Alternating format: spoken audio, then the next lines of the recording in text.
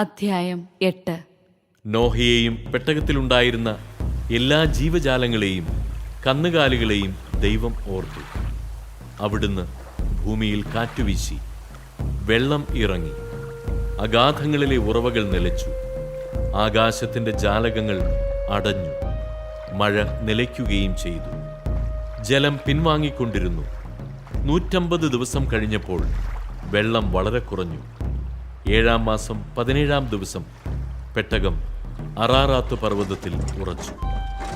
10 മാസത്തേക്ക് വെള്ളം കുറഞ്ഞുകൊണ്ടേയിരുന്നു. 10-ാം മാസം 1-ാം ദിവസം പർവ്വത ശിഖരങ്ങൾ കാണാറായി. 40 ദിവസം കഴിഞ്ഞപ്പോൾ നോഹ പെട്ടകത്തിൽ താൻ ഉണ്ടാക്കിയിരുന്ന കിളിവാതിൽ തുറന്ന് ഒരു മലങ്കാക്കയെ പുറത്തുവിട്ടു. വെള്ളം വറ്റുവോളം അത് അങ്ങുമിങ്ങും പറന്നു നടന്നു. ഭൂമിയിൽ നിന്ന് വെള്ളമിറങ്ങിയോ എന്നറിയാൻ അവൻ ഒരു പ്രാവിനെയും വിട്ടു. കാലുകുത്താൻ ഇടം കാണാതെ പ്രാവ് പെട്ടകത്തിലേക്ക് തന്നെ തിരിച്ചു വന്നു. ഭൂമുഖത്തെല്ലാം അപ്പോഴും വെള്ളമുണ്ടായിരുന്നു. അവൻ കൈനീട്ടി പ്രാവിനെ പിടിച്ച് പെട്ടകത്തിലാക്കി. 7 ദിവസം കൂടി കാത്തിട്ട് വീണ്ടും അവൻ പ്രാവിനെ പെട്ടകത്തിന് പുറത്തുവിട്ടു. വൈകുന്നേരമായപ്പോൾ പ്രാവ് തിരിച്ചു വന്നു. കൊത്തിയെടുത്ത ഒരു ഒലിവില അതിൻ്റെ ചുണ്ടിലുണ്ടായിരുന്നു. വെള്ളമിറങ്ങിയെന്ന് നോഹയ്ക്ക് മനസ്സിലായി. 7 നാൾ കൂടി കഴിഞ്ഞ് അവൻ വീണ്ടും പ്രാവിനെ പുറത്തുവിട്ടു. അത് പിന്നെ തിരിച്ചു വന്നില്ല. നോഹയുടെ ജീവിതത്തിൻ്റെ 601-ാം വർഷം 1-ാം മാസം 1-ാം ദിവസം ഭൂമുഖത്തെ വെള്ളം വറ്റിത്തീർന്നു. നോഹ പെട്ടകത്തിൻ്റെ മേൽക്കൂര പൊക്കി നോക്കി. ഭൂതലമെല്ലാം ഉണങ്ങിയിരുന്നു. 2-ാം മാസം 27-ാം ദിവസം ഭൂമി തീർത്തും ഉണങ്ങി. ദൈവം നോഹയോട് പറഞ്ഞു, ഭാര്യ, പുത്രന്മാർ, അവരുടെ ഭാര്യമാർ എന്നിവരോട് കൂടി പെട്ടകത്തിൽ നിന്ന് പുറത്തിറങ്ങുക. പെട്ടകത്തിലുള്ള പക്ഷികളെയും മൃഗങ്ങളെയും ഇടജന്തുക്കളെയും എല്ലാം പുറത്തു കൊണ്ടുവരിക. സമൃദ്ധമായി പെരുകി അവ ഭൂമിയിൽ നിറയട്ടെ. ഭാര്യയും പുത്രന്മാരും അവരുടെ ഭാര്യമാരുമൊത്ത് നോഹ പെട്ടകത്തിൽ നിന്ന് പുറത്തു വന്നു. മൃഗങ്ങളും ഇഴജന്തുക്കളും പക്ഷികളും ഭൂമുഖത്ത് ചലിക്കുന്നവയൊക്കെയും ഇനം തിരിഞ്ഞ് പുറത്തേക്ക് പോയി. നോഹ കർത്താവിന് ഒരു ബലിപീഠം നിർമ്മിച്ചു. ശുദ്ധിയുള്ള എല്ലാ മൃഗങ്ങളിലും പക്ഷികളിലും നിന്ന് അവൻ അവിടുത്തേക്ക് ഒരു ദഹന ബലി അർപ്പിച്ചു. ആ ഹൃദ്യമായ ഗന്ധം ആസ്വദിച്ചപ്പോൾ കർത്താവ് പ്രസാദിച്ചരുളി, മനുഷ്യൻ കാരണം ഭൂമിയെ ഇനിയൊരിക്കലും ഞാൻ ശപിക്കുകയില്ല. എന്തെന്നാൽ തുടക്കം മുതലേ അവന്റെ അന്തരംഗം തിന്മയിലേക്ക് ചാഞ്ഞിരിക്കുകയാണ്. ഇപ്പോൾ ചെയ്തതുപോലെ ജീവജാലങ്ങളെയെല്ലാം ഇനിയൊരിക്കലും ഞാൻ നശിപ്പിക്കുകയില്ല.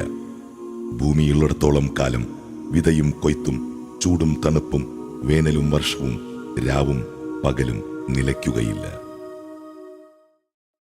അധ്യായം 9. നോഹയെയും പുത്രന്മാരെയും അനുഗ്രഹിച്ചുകൊണ്ട് ദൈവം പറഞ്ഞു, സന്താന പുഷ്ടിയുണ്ടായി പെരുകി ഭൂമിയിൽ നിറയുവിൻ. സകല ജീവികൾക്കും, ഭൂമിയിലെ മൃഗങ്ങൾക്കും, ആകാശത്തിലെ പക്ഷികൾക്കും, മണ്ണിലെ ഇഴജന്തുക്കൾക്കും, വെള്ളത്തിലെ മത്സ്യങ്ങൾക്കും നിങ്ങളെ ഭയമായിരിക്കും. അവയെല്ലാം ഞാൻ നിങ്ങളെ ഏൽപ്പിച്ചിരിക്കുന്നു. ചരിക്കുന്ന ജീവികളെല്ലാം നിങ്ങൾക്ക് ആഹാരമായി തീരും. ഹരിതസസ്യങ്ങൾ നൽകിയതുപോലെ ഇവയും നിങ്ങൾക്ക് ഞാൻ തരുന്നു. എന്നാൽ ജീവനോട് കൂടിയ, അതായത് രക്തത്തോടു കൂടിയ മാംസം ഭക്ഷിക്കരുത്. ജീവരക്തത്തിന് മനുഷ്യനോടും മൃഗത്തോടും ഞാൻ കണക്ക് ചോദിക്കും. ഓരോരുത്തനോടും സഹോദരന്റെ ജീവന് ഞാൻ കണക്ക് ചോദിക്കും. മനുഷ്യരക്തം ചൊരിയുന്നവന്റെ രക്തം മനുഷ്യൻ തന്നെ ചൊരിയും. കാരണം എന്റെ ഛായയിലാണ് ഞാൻ മനുഷ്യനെ സൃഷ്ടിച്ചത്. സന്താന പുഷ്ടിയുള്ളവരായി പെരുകി ഭൂമിയിൽ നിറയുവിൻ. നോഹയോടും പുത്രന്മാരോടും ദൈവം വീണ്ടും അരുളി ചെയ്തു, നിങ്ങളോടും നിങ്ങളുടെ സന്തതികളോടും ഞാനിതാ ഒരു ഉടമ്പടി ചെയ്യുന്നു. അതോടൊപ്പം നിന്റെ കൂടെ പെട്ടകത്തിൽ നിന്ന് പുറത്തുവരുന്ന ജീവനുള്ള സകലതിനോടും, പക്ഷികൾ, കന്നുകാലികൾ, കാട്ടുജന്തുക്കൾ എന്നിവയോടും നിങ്ങളുമായുള്ള എന്റെ ഉടമ്പടി ഞാൻ ഉറപ്പിക്കുന്നു. ഇനിയൊരിക്കലും വെള്ളപ്പൊക്കം കൊണ്ട് ജീവജാലങ്ങളെല്ലാം നശിക്കാൻ ഇടവരുകയില്ല. ഭൂമിയെ നശിപ്പിക്കാൻ ഇനിയൊരു വെള്ളപ്പൊക്കമുണ്ടാവില്ല. ദൈവം തുടർന്നരുളി ചെയ്തു, എല്ലാ തലമുറകൾക്കും വേണ്ടി നിങ്ങളും സകല ജീവജാലങ്ങളുമായി ഞാൻ സ്ഥാപിക്കുന്ന എൻ്റെ ഉടമ്പടിയുടെ അടയാളം ഇതാണ്. ഭൂമിയുമായുള്ള ഉടമ്പടിയുടെ അടയാളമായി മേഘങ്ങളിൽ എൻ്റെ വില്ല് ഞാൻ സ്ഥാപിക്കുന്നു. ഞാൻ ഭൂമിക്കുമേലെ മേഘത്തെ അയക്കുമ്പോൾ അതിൽ മഴവില്ല് പ്രത്യക്ഷപ്പെടും.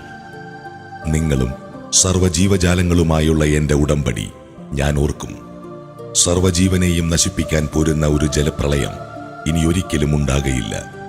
മേഘങ്ങളിൽ മഴവില്ല് തെളിയുമ്പോൾ ഭൂമുഖത്തുള്ള എല്ലാ ജീവജാലങ്ങളുമായി ചെയ്ത എന്നേക്കുമുള്ള ഉടമ്പടി ഞാൻ ഓർക്കും.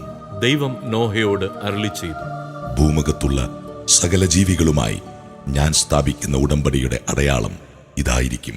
പെട്ടകത്തിൽ നിന്ന് പുറത്തിറങ്ങിയ നോഹയുടെ പുത്രന്മാർ ഷേം, ഹാം, യാഫത്ത് എന്നിവരായിരുന്നു. ഹാം ആയിരുന്നു കാനാന്റെ പിതാവ്. ഇവരാകുന്നു നോഹയുടെ 3 പുത്രന്മാർ.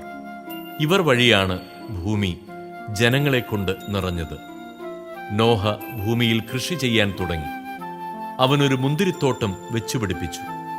വീഞ്ഞു കുടിച്ച് മത്തനായി നോഹ കൂടാരത്തിൽ നഗ്നനായി കിടന്നു. കാനാന്റെ പിതാവായ ഹാം തന്റെ പിതാവിനെ നഗ്നനായി കാണുകയും അക്കാര്യം പുറത്തുണ്ടായിരുന്ന തന്റെ 2 സഹോദരന്മാരോടും പറയുകയും ചെയ്തു.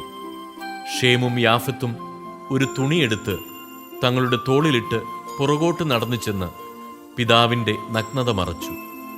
അവർ മുഖം തിരിച്ചു പിടിച്ചിരുന്നതുകൊണ്ട് പിതാവിന്റെ നഗ്നത കണ്ടില്ല. ലഹരി വിട്ടുണർന്ന നോഹ തന്റെ ഇളയ മകൻ ചെയ്തതെന്തെന്നറിഞ്ഞു. അവൻ പറഞ്ഞു, കാനാൻ ശപിക്കപ്പെടട്ടെ. അവൻ തന്റെ സഹോദരർക്കു ഹീനമായ ദാസ്യവേല ചെയ്യുന്നവനായിത്തീരും.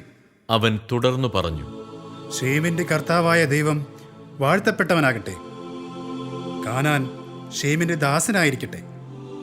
യാഫത്തിനെ ദൈവം പുഷ്ടിപ്പെടുത്തട്ടെ. ഷേമിന്റെ കൂടാരങ്ങളിൽ അവൻ പാർക്കും. കാനാൻ അവനും അടിമയായിരിക്കും. വെള്ളപ്പൊക്കത്തിനു ശേഷം നോഹ 350 വർഷം ജീവിച്ചു. നോഹയുടെ ജീവിതകാലം 950 കൊല്ലമായിരുന്നു. അവനും മരിച്ചു.